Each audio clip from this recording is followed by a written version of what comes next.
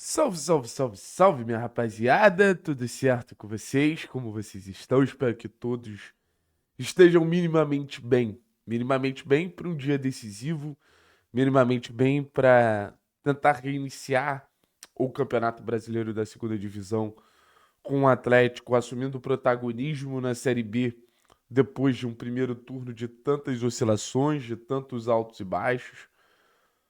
Que você esteja minimamente bem para tentar ir na Arena da Baixada, apoiar a equipe, sabendo que o torcedor ele é ponto fundamental para uma possível mudança de perspectiva na campanha dentro da Série B. E eu espero que você esteja bem para aturar mais uma pataquada da diretoria do Atlético, tentando ser o melhor com as palavras que eu posso ser assim. Quando eu falo com vocês sobre pataquada, é para não estar novamente xingando Deus e todo mundo. A diretoria do Atlético, ela é inacreditável. Para quem não viu, a diretoria do Atlético, ela posta uma nota de conselheiro, um conselheiro que recentemente teve problemas com o restante da torcida em uma rede social. E nessa nota, o conselheiro exalta as conquistas da gestão, que eu acho que todo mundo reconhece, e minimiza os problemas. De verdade, parece até um deboche. Parece que foi feito para debochar do torcedor do Atlético. Porque mais uma vez é uma demonstração que não existe diálogo entre diretoria, entre torcida do clube. Porque parece que a gente está falando de clubes diferentes. Uma diretoria que depois de um rebaixamento, que durante uma janela que não consegue contratar um mísero volante, depois de tantas decisões erradas, ela aposta um negócio daquele, assim, é de enlouquecer. É de enlouquecer. Quando a gente trata como inacreditável, é realmente inacreditável.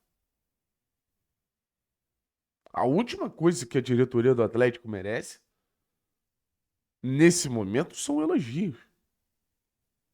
A diretoria do Atlético merecia, sabe o quê? Cobrança para entregar os reforços que não chegaram no meio do ano passado e, de verdade, não chegaram suficientemente no meio desse ano. É isso que a diretoria do Atlético merecia. Essa autoexaltação, até pensando numa provável próxima eleição, ela só depõe contra a diretoria do Atlético. Só depõe contra a Mário Celso Petralha, só depõe contra a Márcio Lara, que realmente deveria vir mais a público conversar com o torcedor. Eu sinto falta de um diálogo maior entre diretoria e entre torcida. Eu sinto falta, de verdade. Mas não é assim que as coisas elas vão acontecer, não é assim que as coisas elas vão seguir de uma maneira minimamente saudável. Porque a maneira como as coisas elas são encaixadas nesse cenário é novamente impondo ao torcedor uma narrativa. E da mesma maneira que a diretoria tenta impor ao torcedor uma narrativa, o torcedor ele consegue também ter senso crítico e perceber que aquela narrativa não necessariamente é verdadeira ou não necessariamente tem fundamento pro atual momento. Porque às vezes, assim, se a gente olhar de maneira criteriosa, tudo ali realmente aconteceu. Tudo ali realmente, assim, existiu. Ele não mentiu em nada. Mas quando as coisas são contadas e da forma que as coisas são contadas também importa muito na versão final. E foi uma versão final completamente deturpada e completamente visionada para vender uma narrativa que tá tudo bem. E não tá. E não pode ser tratado como está tudo bem. Sabe? A gente hoje joga um jogo muito importante, cara. Muito importante contra a equipe do Paysandu. Hoje a gente entra em campo com uma necessidade muito grande de pontuar. E acho que 100% dos atleticanos gostaria de ter uma Arena da Baixada mais cheia. Uma Arena da Baixada fazendo a diferença. Uma Arena da Baixada com o torcedor ajudando uma possível reconstrução. E ao mesmo tempo que existe esse desejo, eu acho que 100% entende também que a diretoria poderia fazer mais movimentos para fazer com que o público fosse mais relevante e abraçasse mais as pessoas. E a diretoria do Atlético, novamente, ela está preocupada com a coisa errada. A impressão que dá, e eu sei que não é isso, mas eu volto a dizer, a impressão que dá é que a diretoria do Atlético pensa mais nela do que no Atlético. Porque eu acho que se pensasse no Atlético, esse tipo de coisa não seria feito. Não seria. Não viria de uma diretoria que sabe como as coisas estão acontecendo. Complicado, gente. Complicado. Complicado. Porque é muito difícil a gente separar time e diretoria do mesmo clube, né? É o tipo de pressão que vai para campo. É o tipo de pressão que vai estar ali incomodando o elenco, vai ser mais um peso para enfrentar o Paysandu.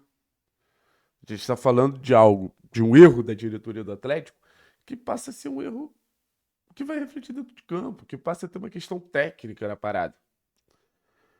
Difícil, cara. Difícil. Difícil. Parece que o Atlético.